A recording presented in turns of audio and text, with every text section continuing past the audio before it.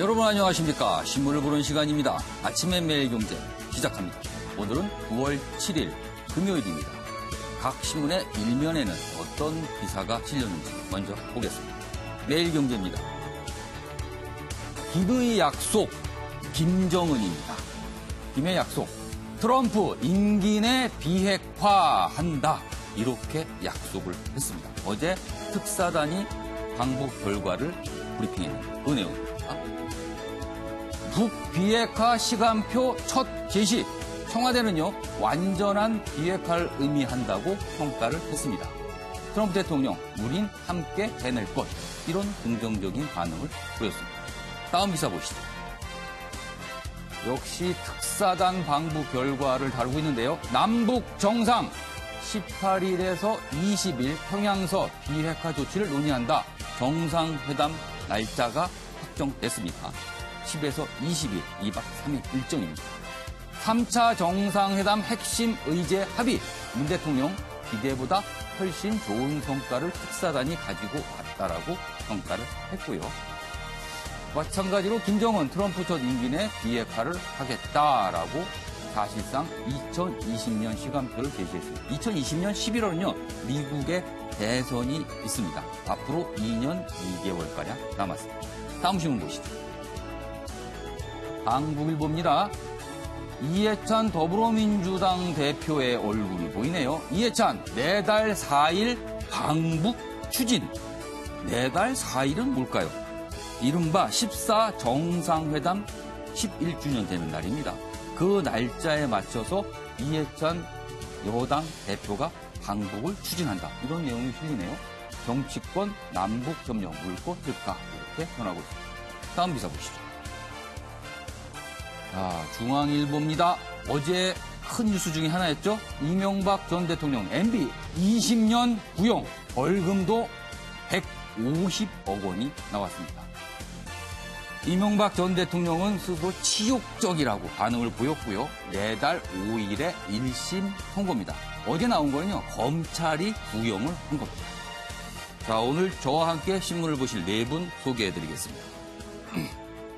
먼저 윤경호 매일경제 논설위원 나오셨고요. 조대진 변호사, 김창룡 인지대 교수, 그리고 변한봉 변호사 나오셨습니다. 안녕하세요. 안녕하십니까. 네.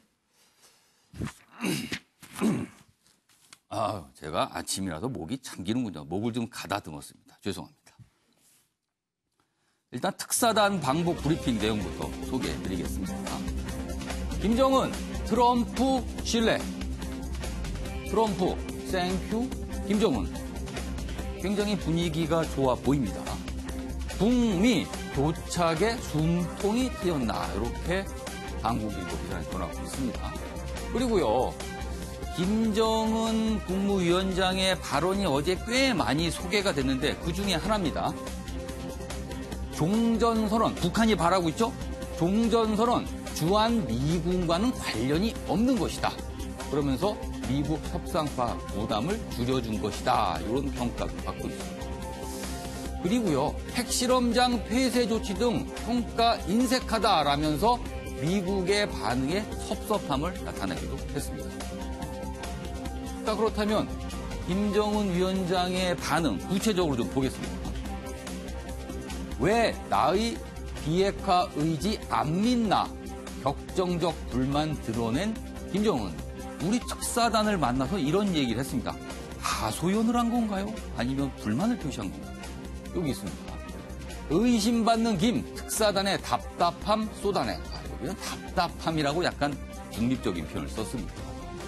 풍계리 핵실험장 폐기 등 비핵화 조치들, 국제사회가 선의를 선의로 안 받아들인다. 나는 선의인데 당신들은 왜 선의로 안 봐주냐. 이런 내용입니다. 트럼프에 대한 신뢰 한 번도 변한 적도 없다. 또 이렇게 강조했습니다. 여기 사진 보시면요, 우리 특사단이 떠나고 있는데요. 김정은 위원장 그리고 김영철 통전부장이 이렇게 배웅을 한 모습입니다. 이 기사도 좀 주목을 어제 끌었는데요. 트럼프, 문 대통령의 수석 협상가 역할을 요청. 특사단 방북 전에 트럼프 대통령과 문재인 대통령이 전화통화를 했는데 그 전화통화에서 문 대통령에게 수석 협상가 역할을 해주십시오라고 요청을 했답니다. 그리고요, 특사단이 김정은 위원장을 만났는데 이렇게 얘기를 했답니다. 문 대통령 노고에 항상 감사한다. 문재인 대통령 양측에서 높은 평가를 받고 있는 듯합니다. 자, 그렇다면 북한이 여러 가지 약속 그리고 뭐 하소연도 했는데 속내는 과연 무엇일까? 이거에 대한 분석한 기사 같네요. 18, 20일 평양 남북 정상회담. 트럼프의 러브콜 쏟아낸 김정은. 승부수일까요? 아니면 꼼수일까요? 약간의 의심이 섞인 분석도 좀 여기 들어가 있습니다. 김정은 타격 발언들. 트럼프의 부정적 이야기 누구에게도 한 번도 안 해. 미국의 이례적 유화 제스처를 했습니다. 이런 상황에서 문재인 대통령의 중재자 역할은 점점 커지고 있다. 이런 반응이 나오고 있습니다. 자, 윤경호 의원님, 기사를 쭉 세 개 신문을 봤습니다. 일단 관심사는요, 김정은 위원장이 특사단에 했다는 여러 가지 내용들입니다. 어떻게 보면은 약간 불만 아니면 하소연 이렇게 좀 들리기도 합니다. 어떻게 보셨습니까? 지금까지 교착 상태, 좀 답보 상태였던 걸 감안하면 굉장히 달라진 모습을 읽을 수 있죠. 그런 점에서는 기대가 크고 대표적인 게 트럼프 대통령의 첫 임기 내 한반도 비핵화. 그러니까 2020년까지 시한을 정한 거예요. 처음에 4.27 그다음에 6.12 남북 미북 정상회담 후에 도대체 이 비핵화의 로드맵 일정에 대해서 전혀 언급이 없다. 구체적인 로드맵이 없다 이렇게 됐습니다. 그렇습니다.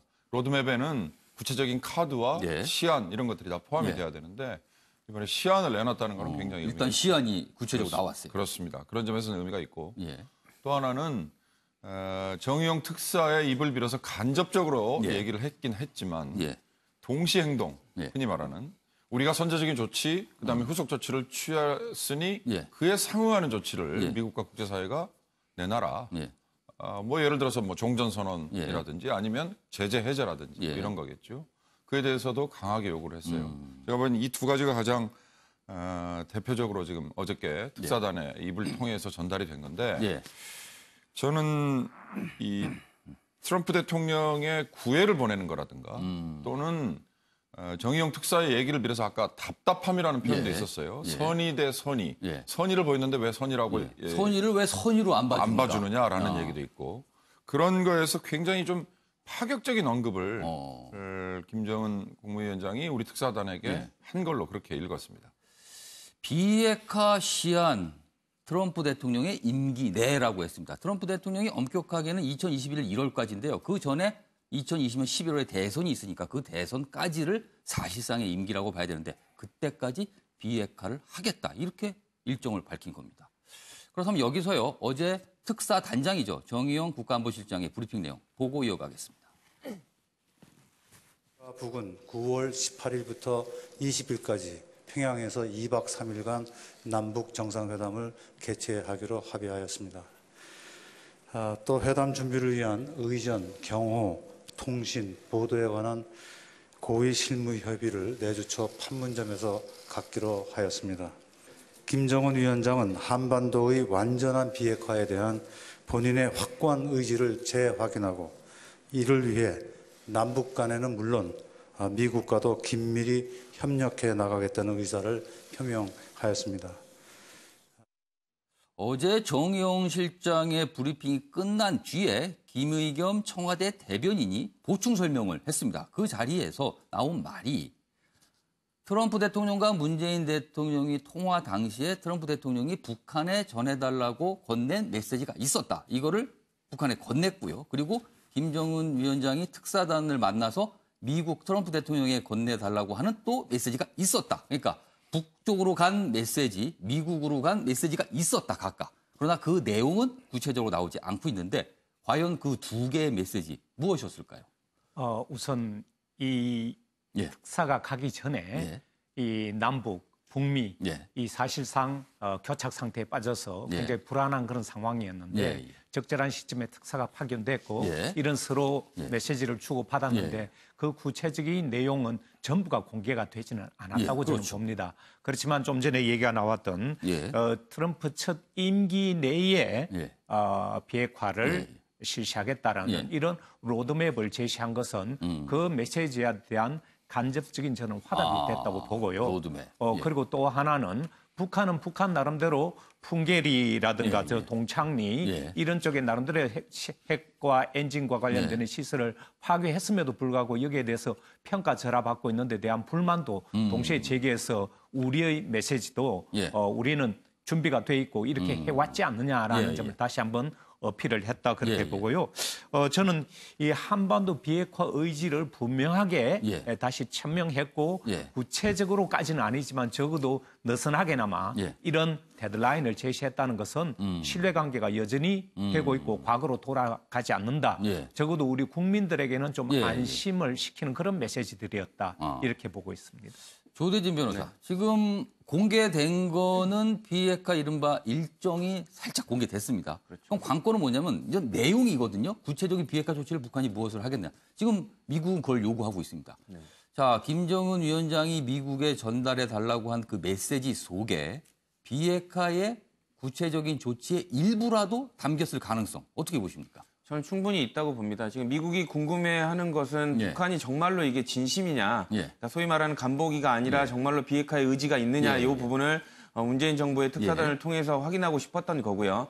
김정은 위원장 같은 경우는 이런 부분을 충분히 전달했을 거라고 봅니다. 예. 그래서 미국이 의심하지 않도록 우리가 지금 뭐 동창리라든지 예. 그리고 그 풍계리에 관련된 핵실험장도 지금 폐쇄하고 있는 이 마당에 무슨 다른 생각을 가질 수 있겠느냐라는 부분을 전달하면서 미국 측이 원하는 핵 리스트 제출할 수도 있다. 다만 우리가 요구하는 것은 우리만 하는 것처럼 보여서는 되지 않지 않느냐. 왜냐하면 그 국내 상황도 있을 것이고 그렇기 때문에 내가 어느 정도 이렇게 하는 거에 대한 정당성을 부여할 수 있는 정도의 그 분위기를 만들어달라 이런 시도를 했을 것으로 보이고 그 메시지가 아마 트럼프 대통령한테 전달됐을 것으로 보입니다. 어제 특사단이 브리핑을 할 그 시간쯤에요. 북한도 보도가 나왔습니다. 조선중앙통신, 평양방송 통해서 보도가 여러 군데 나왔는데 그중 내용 중에 하나 관심 보는 게 우리 알고 있는 내용 플러스 더해서 미국과 북한이 동시적 조치를 취할 필요가 있다라는 부분을 북한 언론을 통해서 보도가 나왔습니다. 그렇다면 동시적 조치, 지금 미국 입장에서는 동시적 조치가 아니라 먼저 하라는 걸 요구하지 않습니까? 그런데 아직까지 북한의 입장은 동시적을 주장하기 때문에 약간의 접점이 있으면서도 또 멀어지는 듯한 약간 그런 분위기도 있거든요. 변환병 변호사는 어떻게 보세요?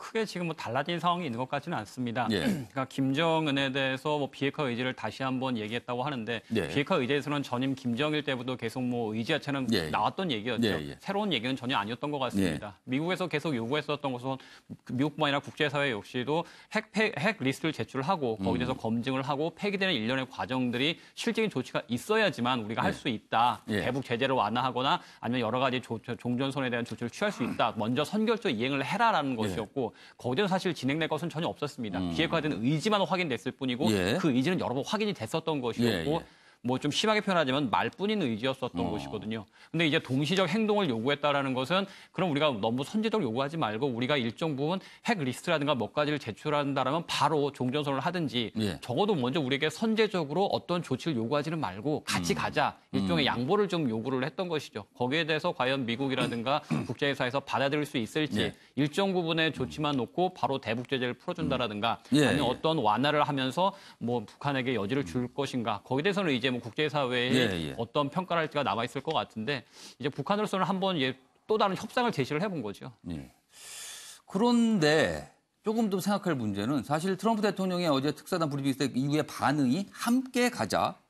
뭐 제가 좀 억측인지 모르겠으나 일단 함께 가자. 뭔가를 같이 해보자라는 뜻을 밝혔고요. 그리고 김정은 위원장 그에 앞서서 트럼프 대통령의 임기 내라는 걸 강조를 했습니다. 어느 정도 구체적인 게 좀 나온 거거든요. 그 부분은 좀 주목해 볼 게 아닌가 싶기도 한데요. 조대진 변호사. 지금 뭐 북미 관계 특히 이제 북한의 비핵화의 과정이 예. 지금 교착 상태에 빠진 그 제일 중요한 이유는 제가 보기에는 예. 미국이 자기 카드를 더 이상 빨리 안 내놓고 있다는 것 때문입니다. 북한 같은 경우에 있어서는 이전에 국제사회에 보여줬던 그 모습과는 반대로 뭐 예를 들면 핵 개발에 핵실험장을 폐쇄한다든지 아니면 미사일 발사장을 폭파시킨다든지 이렇게 조금 구체적인 그 그 행동들을 보여주고 있거든요. 그렇기 때문에 북한에서는 내심 내가 이런 행동들을 하면 그래도 조금은 뭔가 미국 측도 반응을 보일 거라고 생각했는데 사실상 미국 측이 보이는 거는 다 일단 항복하지 않으면 우리는 뭔가를 해줄 수 없다라는 취지로 나오고 있기 때문에 이런 부분들 때문에 얼마만큼 그러면 더 보여줘야 되느냐 이런 하소연을 하고 있는 것이고요.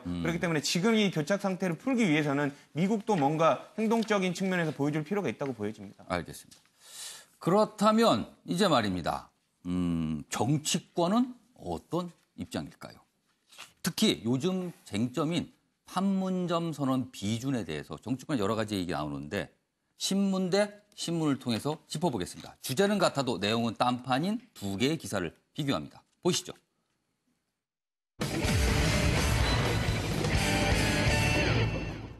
신문, 경향신문과 매일경제입니다. 경향신문, 바른미래, 판문점 선언 지지, 결의안부터 처리할 용이 있다. 이렇게 밝혔고요. 반면에 매일경제, 판문점 선언 비준, 부쪽난 바른미래. 바른미래당 상황을 전하고 있는데요. 약간 결이 다릅니다. 하나씩 보겠습니다. 경향신문입니다. 바른미래당 김관영 원내대표 어제 교섭단체 대표 연설을 했습니다. 내용은 판문점 선언 지지한다. 국회 결의안부터 채택하자. 이렇게 돼 있습니다. 선결의안 후 비준 동의를 제안을 했습니다. 내용은 여기 있습니다. 판문점 선언에 국회 비준 동의안을 처리하고 전 세계에 한국의 강력한 비핵화 의지를 표명하자는 대통령과 여당의 요청에 바른미래당은 적극적인 자세로 임할 것이다. 대통령과 여당의 요청에 호응을 했습니다. 자, 그거에 대한 반응도 있는데요. 범진보는 대체로 긍정적 반응이다. 민주당 박병미 원내대변인은 상당 부분 환영할 만한 사안들이다. 환영한다. 자, 그리고요. 정의당 최석 대변인 있습니다. 문 대통령과 5당 원내대표 오찬 때 정의당이 제시한 방법과 같다. 찬성한다. 찬성 입장이 좀 나오네요. 다만 평화당은 박수현 수석 대변인은 판문점 선언 비준을 단계적으로 하겠다는 것 이 자체는 안 하겠다는 것이니까 즉각 비준을 해야지 무슨 소리냐. 이렇게 더 앞으로 나갔습니다. 전체적인 분위기는 바른미래당의 이런 결정에 대해서 찬성 분위기가 꽤 있다. 이렇게 기사를 전하고 있어요. 자, 반면에 매일경제 기사입니다. 여론조사 이렇게 돼 있고요. 판문점 선언 비준 두 쪽 난 바른미래. 당이 두 쪽이 났다라고 기사가 돼 있습니다. 왜 두 쪽이 났을까요? 일단 보면요. 똑같이 여기 김관영 원내대표의 어제 연설 내용을 전하고 있습니다. 이 비준 동의안의 적극적인 입장이다. 이걸 전하면서 반대하는 의원들의 의견을 전하고 있습니다. 여기 보면요. 바른정당 출신 지상욱 의원은 기자회견에서 판문점 선언 비준에 대한 자체 설문조사를 해봤는데 응답자의 73.1%가 예산을 충분히 검토한 후 비준 여부를 결정해야 한다는 쪽을 선택했답니다. 그리고 즉각 비준을 해야 된다는 응답은 19%에 머물렀다. 그러면서 앞서 문희상 국회의장이 판문점 선언에 대해 국회 비준에 대해서 72%가 찬성한다는 부분은 문제가 있다. 설문조사가 이상하다. 이렇게 여론조사가 이상하다. 이렇게 어제 기자회견을 통해 주장을 했습니다. 이런 내용을 싣고 있고요. 그리고 또 이런 얘기도 나왔습니다. 박주선, 유승민 전 공동대표, 김동철 비대위원장 본인 등 대북 관계에 대해 지금까지 일관된 태도였는데 새 지도부가 들어서면서 바뀌었다. 그러니까 김관영 원내대표 입장이 바뀐 입장이다. 그래서 불만을 제기하고 있다. 이렇게 나오고 있어요. 확실히 뭐가 다른데요. 똑같은 내용을 다루고 있는데. 자, 그럼 여기서요. 어제 김관영 원내대표의 연설 내용 듣고 이어가도록 하겠습니다. 여야 모든 정치 세력이 한마음 한뜻으로 판문점 선언의 국회 비준 동의안을 처리하고 전 세계에 한국의 강력한 비핵화 의지를 표명하자는 대통령과 여당의 요청에 바른미래당은 적극적인 자세로 임할 것임을 밝힙니다. 자, 바른미래당은 적극적인 자세로 임할 것이다. 이 이후의 상황이 여러 가지 상황이 있었습니다. 자, 윤경호 의원님. 두 개의 기사가 좀 각도가 다릅니다. 예, 김관영 대표의 연설안에 예. 두 개가 같이 녹아 있습니다. 무슨 예. 얘기냐면 판문점 선언에 대해서 지지 입장을 표명하는 그 결과가 결의안이거든요. 국회에서 결의안은 판문점 선언 이외에 다른 여러 사안에서도 뜻을 모아서 얼마든지 채택을 할 수 있습니다. 종종 있죠. 결의안 채택이 있습니다. 그러나 비준 문제는 문재인 대통령이 비서실장 시절에 노무현 대통령의 남북 합의에 대해서 국회 비준을 하지 못한 게 가장 안타깝다, 아쉽다라는 회고록에서 쓴 대목이 있어요. 국회 비준은 지금 바른미래당의 지상욱 의원이 인용한 여론조사의 항목에도 잘 들어 있습니다. 남북 판문점 선언 이후에 남북 경협을 위해 도로 철도 사업의 예산이 소요됩니다. 그렇죠. 이 예산 소요를 위해서 국회가 비준을 해줘야 되는데 동의하십니까? 이렇게 물었어요. 그러니까 설문조사 내용이 그렇게 좀 약간 그렇습니다. 김지만 그러니까 설명하고 받아들이는 쪽이나 읽는 쪽은 국회 비준은 곧 예산 집행, 예산 지원을 동의하느냐라고 읽을 수 있는 거예요. 실제로 국회 비준이 필요한 이유도 남북 협력기금 같은 데서 얼마든지 탄력적으로 예산을 갖다 쓸 수 있도록 하기 위한 제도적인 장치 마련이거든요. 그러니까 여야가 지금 비준에 대해서 동의를 하느냐 안 하느냐는 지금 남북 경협이라고 얘기되는 판문점 선언 이후에 나타나는 현상에 대해 나타나야 될 사업에 대해서 예산 지원을 자유롭게 할 것이냐 말 것이냐에 대해서 찬성하느냐 반대하느냐지 판문점 선언에 대해서 당신들 지지하느냐 아니냐는 지금 아무리 야당이라도 한반도 평화 비핵화를 북한 비핵화를 위해서 판문점 선언과 미북 정상회담 여러 가지 작업을 하고 있는데 그걸 반대한다 이렇게 얘기하기는 어려울 거예요. 알겠습니다. 조대진 변호사는 두 기사 어떻게 보셨습니까? 일단은 그 경협에 대한 그 문제를 넣어서 그 설문조사를 한 지상욱 의원 쪽이 어떻게 보면 아까 그 해설 위원님께서는 말씀 주셨지만 국민들이 약간 거부감을 가질 수 있는 포인트를 만들어 놓은 것 같아요. 왜냐하면 돈이 나갈 텐데도 돈 들어간다. 허락하겠니? 뭐 이런 그러니까 걸로 묻기 전에 일단 돈 들어간다부터 그렇죠. 알려주고 나서 물었다. 그러니까 그거 자체를 통해서 판문점 선언의 자체에 대한 비준 자체를 조금 막아보려는 그런 의도가 있지 않나라고 싶고요.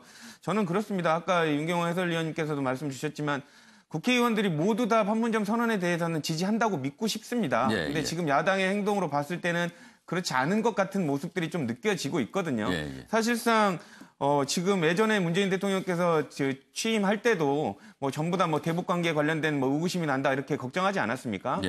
그런데도 불구하고 이렇게 판문점 선언이라는 좋은 결과를 냈기 때문에 국회 측에서 이제 좀 도와줘야 되는데 이제 보조를 못 맞추고 있는 거죠. 좀 이제는 좀 이런 반대를 위한 반대는 좀 안 했으면 좋겠습니다. 혹시 김관영 원내대표는 국민의당 출신이고요. 지상욱 의원은 지금 당직을 맡고 있습니다만 지상욱 의원 경우는 뭐 당직의 부설 바른미래연구소장을 맡고 있습니다. 거기는 바른정당 출신이거든요. 그렇죠. 그 합당 전에 그 소속 정당의 그 다름. 그러면 약간 어떻게 보면 정체성도 좀 다를 수 있거든요. 이런 그 부분이 부분들이 좀 그렇죠. 어떤 관건이 아니었을까 싶기도 한데. 그러니까 이런 부분들이 이제 합당 전에도 문제가 될 것이라고 충분히 예견을 했었고 여전히 이제 이런 부분들이 이제 중요한 사안에서 이제 튀어나오고 있는데요. 김관영 이제 선거가 다가오지 않습니까? 선거가 다가오고 있기 때문에 자기 지역구 사람들에 대한 그 눈치를 보지 않을 수가 없는 상황이고 그래서 본인의 정체성을 좀 분명히 한다는 차원에서 이게 좀 갈등이 있는 것 같은데 제일 중요한 거는 당 안에서의 관련된 분란이 마치 그 정부에서 진행하고 있는 부분들을 찬성 안 하는 것처럼 비춰지는 것 자체도 조금 안 좋은 것 같으니까 조금 정리를 좀 하셨으면 좋겠습니다. 김창희 교수님, 바른미래당은 30석을 갖고 있습니다. 굉장히 의석이 많은 편이고요. 결정적인 캐스팅 보스를 할 수 있어요. 이 비준 문제. 그래서 바른미래당의 입장이 이렇게 비중 있게 다뤄지는 건데 두 기사 어떻게 보셨습니까? 사실 이렇게 상반된 보도를 할 때는 우리가 신문을 조금 더 꼼꼼하게 봐야 될 그런 필요성이 있는데요. 경향신문은 보면 바른미래당 김관영 원내대표의 발언에 초점을 맞춰서 그렇죠. 거기가 많이 실려 있습니다. 그 내용이. 그 원내대표의 국회 연설에 초점을 맞춰서 보도를 했습니다. 거기 보면 또 바로 이 국회에 비준 동의를 해주자는 것이 아니라 결의안부터 채택하는 그런 한 단계를 단계적으로 가자. 선제적으로 하고 그다음 보자. 그거에 대해서 또 평화당은 무슨 단계적이냐. 바로 가야 된다. 이렇게 또 주장하고요. 그런 게 있는데 좀 전에 얘기가 나왔지만 손학규 당대표가 되면서 제일 먼저 한 얘기가 당내 화학적 결합이 되지 않아서 당내부터 먼저 화합하자. 그 얘기는 뭐냐면 두 당이 합쳐지다 보니까 당내에 여전히 갈등 요소와 또 반대 목소리가 있어서 경향신문이 바로 그런 원내대표의 발언에 주목했다면 매일경제는 그런 발언 이후에 당내의 분란의 포인트를 맞춰서 발언이 나온 이후에는 당 상황. 그렇죠. 그러면서 동시에 여론조사냐 여론조작이냐 이것도 보면 내용이 자칫 보면 내용이 혼란이 올 수 있는데 그 내용을 자세히 보면 한국갤럽에서 판문점 선언 국회의 비준 동의를 해야 되는가 이렇게 물었을 때는 거의 75% 동의해야 된다는 쪽으로 나왔지만 리서치 앤 리서치라는 그 지상욱 씨가 했던 그 내용을 보면 거의 반대 내용이 나왔기 때문에 독자 입장은 굉장히 헷갈릴 수가 있는데 설문지에는 질문을 어떻게 하느냐가 굉장히 중요합니다. 그런데 여기 질문에 보면 남북 경협의 예산이 소요되는데 즉각 비준 동의해야 되느냐 두 가지가 부정적으로 들어가 있습니다. 돈 들어가는데 그것도 즉각 해줘야 되느냐 이 질문 자체가 벌써 해주지 말자 이런 설문에 어떻게 보면 기교가 들어있어서 이미 예상된 결과가 나왔다. 그래서 어느 쪽도 어디에 포인트를 두느냐에 따라서 독자 입장에서는 가려서 판단해 소화하면 된다. 저는 그렇게 봅니다. 현황변 변호사. 사실은 판문점 선언의 비준의 핵심 내용이 사실 또 예산이에요. 사실 그래서 국회 동의가 필요한 거. 국회가 예산적 뒷받침을 해달라고 요청하기 때문에 비준을 하는 거건데 그 부분은 또 어떻게 이해될 측면이 좀 있지 않을까요? 국회가 비준 동의를 하게 되면 법적 구속력을 갖기 때문에 이제 예산에 대한 지출에 대한 근거가 생기게 되겠죠. 과거 이제 우리나라 같은 경우에는 통일이 지상 명제가 되면서 모든 국민들이 우리의 소원은 통일을 이야기했습니다. 그런데 이제 어느새부턴가 이제 통일 비용에 대한 이야기가 많이 나오면서 국민들도 그 통일에 대해서 조금 달리 많이 생각을 하고 있는 것 같습니다. 물론 이제 양 체제 북한과 남한이 서로 각 체제를 인정하고 평화적 정체를 평화적으로서 유지하는 것은 찬성을 하지만 막대한 통일 비용을 우리가 감당할 수 있느냐라는 생각을 많이 하고 있거든요. 그럼 이제 국회에서라든가 정부에서 일을 할 때 어쨌든 비용 측면에서 이야기를 해야 될 것 같습니다. 이제 만약 뭐 동해선을 연결하고 도로를 연결하고 경의선을 연결할 경우에 지금 몇 조 정도의 예산이 드는데 거기에 대해서는 분명히 알릴 필요가 있는 것이고 단순히 결의안만으로도 국회는 분명히 정부에 대해서 지지하는 입장을 보내주고 박수를 칠 수는 있을 겁니다. 그런데 거기에 나가서 비준하게 될 경우에는 이런 예산상의 문제까지 수반하게 된다는 것을 알려줘야 될 것이고요. 비준하는 즉시 이제 법적 구성에 따라서 예산의 지출의 근거는 생기는 것이니까 그런 것들을 좀 더 명백히 성명할 필요는 있다고 보여집니다. 그리고 그에 대한 선택을 국민들한테 줘야 되는 것이지 단순히 우리가 평화를 찬성하니까 결의안에서 비준해야 되지 않겠느냐라는 것보다는 이런 결의안이라든가 비준을 하게 될 경우에서 이러한 예산상의 부담이 있고 우리나라는 이러이러한 절차를 밟아가게 된다. 모든 정보를 공개할 필요가 있다고 생각을 합니다. 오늘 9시가 되면요. 정치권의 일과가 시작이 됩니다. 각 당에서 회의도 하고 여러 개 토론을 할 텐데 이 비준 문제에 관해서 각 지도부가 또 많은 얘기를 아마 쏟아낼 듯합니다. 어떤 내용인지 한번 저희가 기다려 보겠습니다.